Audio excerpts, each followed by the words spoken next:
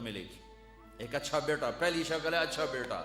اور میرا نبی کہہ رہا ہے کاش میرے ماں باپ زندہ ہوتے، اور نہیں تو میری ماں زندہ ہوتی تو تم دیکھتے میں کیا کرتا.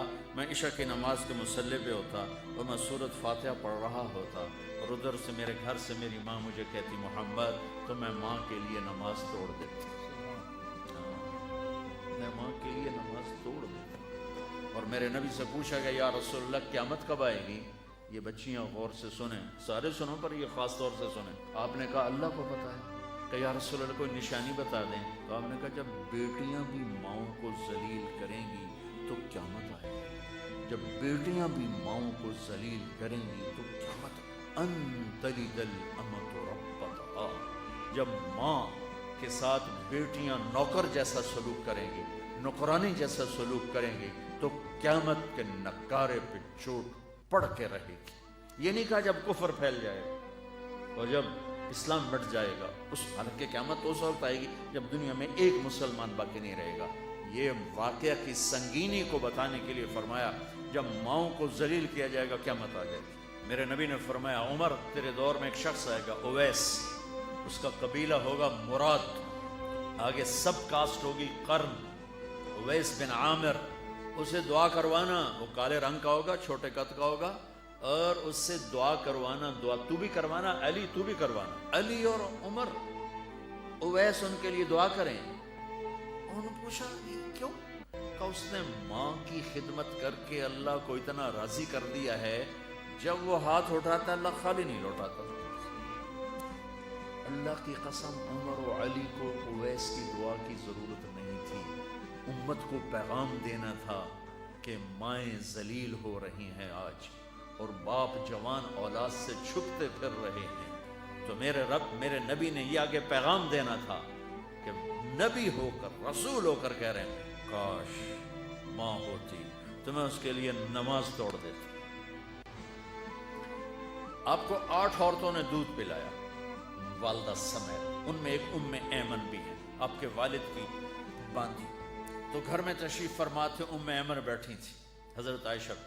تو ایمن کہنے لگی یا رسول اللہ پانی تو پلا دے. تو اللہ کا نبی ایک دم اٹھے تو حضرت عائشہ ناراض ہو گئی. ایمن اللہ کا رسول کو کہتی پانی پلا. تو اور کیوں نہ کہوں، میرا بیٹا ہے، میں نے دودھ پلایا. تو حضرت میرے نبی نے کہا ہاں ہاں عائشہ یہ میری ماں ہے، اس کا میں نے دودھ پیا. آپ اٹھے، گھڑے میں سے پانی بھر کے یوں دونوں ہاتھوں سے حضرت ایمن کو پیش کیا جو حبشی باندھی تھی. چونکہ دودھ پیا ہے تو ماں کا لفظ صادق آ گیا. تو بجائے اس کے کہ برا مناتے، آپ خادم بن کے اپنی ماں کو دودھ پلانے والی ماں کو آپ نے، حضرت حلیمہ سعدیہ تشریف لائیں، آپ نے اپنی چادر بچھا کر اس کے اوپر بٹھایا. حضرت عمر کا دور خلافت آیا، وہ ہر سال حج کرتے تھے. اور بھائی کوئی اویس ہے، وہ ملتا ہی کوئی نہیں تھا. 3-4 سال گزر گئے تو کہنے لگے سارے حج اکٹھے ہو جاؤ. بھائی سارے حج اکٹھے ہو گئے. آپ نے کہا سب کھڑے ہو جاؤ، سارے کھڑے ہو گئے. پھر آپ نے کہا یمن والے کھڑے رہو باقی بیٹھ جاؤ. چند ہزار کھڑے رہے باقی بیٹھ گئے. پھر آپ نے کہا مراد والے کھڑے رہو باقی بیٹھ جاؤ. تو 15-20 آدمی اس میں سے نکلے. پھر آپ نے کہا مراد کی جو آگے سب کاسٹ ہے قرن والے کھڑے رہو باقی بیٹھ جاؤ. تو صرف ایک آدمی بچا. تو آپ نے اس سے پوچھا تم قرنی ہو؟ کہ جی.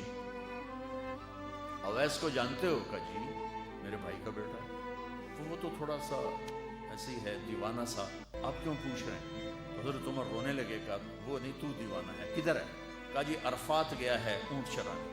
تو حضرت عمر نے علی کو ساتھ لیا اور دوڑ لگا دی عرفات کی.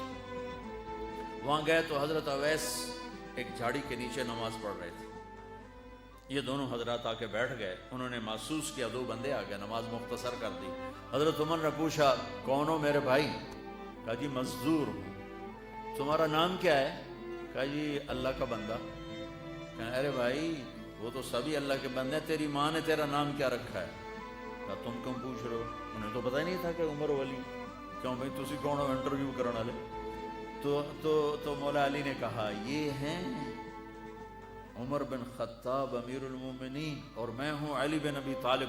پھر وہ ہل گئے، کہنے لگی میں معافی چاہتا ہوں، میں پہلی دفعہ آیا ہوں، مجھے تو پتہ ہی کوئی نہیں. تو حضرت عمر نے فرمایا تم اویس بن عامر ہو؟ کہ اچھا ہاتھ اٹھاؤ ہمارے لیے دعا کرو۔ وہ کہنے لگے آپ کیا کہہ رہے ہیں، یہ آپ کیا کہہ رہے ہیں، میں آپ کے لیے دعا کروں گا، میری کیا اوقات ہے؟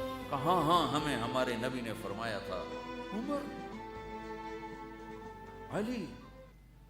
علی جنت میں تیرا گھر میرے گھر کے سامنے ہوگا، اس کے بعد کسی کی دعا کی ضرورت ہے؟ عمر، میں نے جنت میں محل دیکھا، میں نے پوچھا کس کا ہے، مجھے کہا گیا قریشی کا ہے، میں سمجھا میرا ہے، جانے لگا تو کہا گیا عمر بن خطاب کا ہے، ان کو اویس کی دعا کی ضرورت ہے؟